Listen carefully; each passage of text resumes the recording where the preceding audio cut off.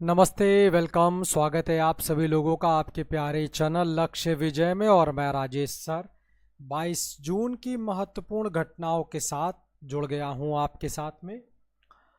22 जून 2016 की बात करें तो भारतीय अंतरिक्ष अनुसंधान संस्थान, जिसे हम लोग इसरो के नाम से भी जानते हैं, के द्वारा एक साथ 20 उपग्रहों को लॉन्च किया गया।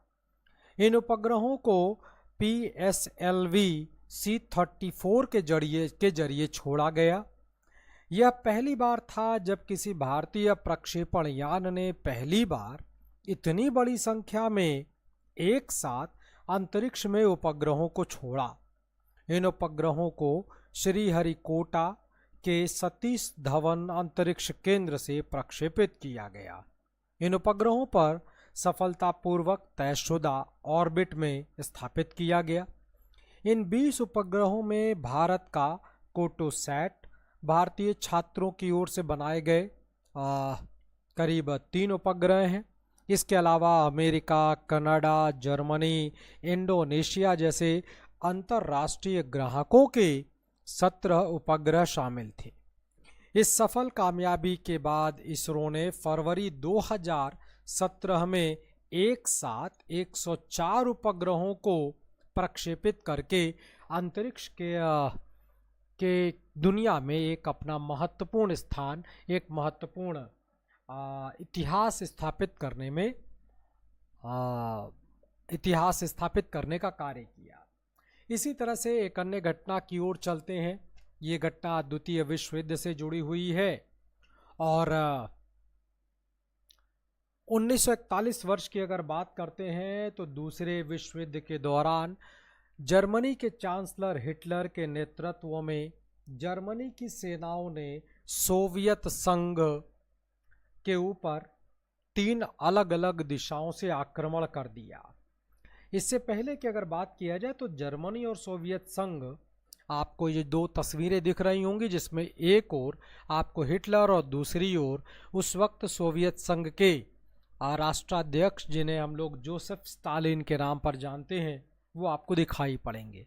ये दोनों अपने ज़माने के मशहूर तानाशाह रह चुके हैं और दोनों के बीच 1939, दोनों देशों के बीच 1939 में एक संधि पर हस्ताक्षर किया गया था, जिसके तहत दोनों देशों ने इस बात के लिए सहमति जताई थी कि वे एक दूसरे पर किसी भी तरह का कोई भी सैन्य अभियान अर्थात हमले नहीं करेंगे। लेकिन यह संधि ज़्यादा समय तक नहीं चल पाई। करीब 1.5 से 2 वर्ष के भीतर यह संधि उस वक्त टूट गई जब हिटलर की सेनाओं ने सोवियत संघ पर आक्रमण कर दिया। हिटलर ने इस आक्रमण को ऑपरेशन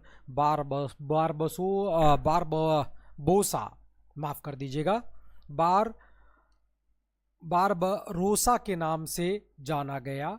अचानक हुए इस आक्रमण से सोवियत संघ के नेता जोसेफ स्टालिन भौचक रह गए, वो तैयार भी नहीं थे और इसका परिणाम ये मिला कि जर्मनी की सेनाओं ने जल्दी ही रूस की सेनाओं पर, रूस के कई क्षेत्रों पर अपनी शुरुआती बढ़त बना ली। एक लंबे संघर्ष के बाद अप्रैल 1945 में हिटलर की आत्महत्या के साथ यह युद्ध समाप्त होता है और साथ ही साथ इस युद्ध की विभीषिका भी समाप्त होती हुई दिखाई पड़ती है।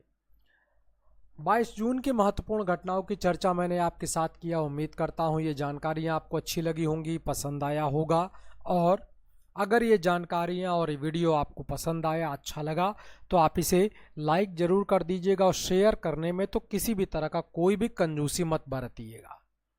साथ ही साथ चैनल लक्ष्य विजय को सब्सक्राइब भी कर दीजिएगा ताकि मेरे लाइव वीडियो भी, लाइव क्लासेस भी आपको मिलती रहे। आप सभी लोगों का बहुत बहुत शुक्रिया, बहुत बहुत धन्यवाद।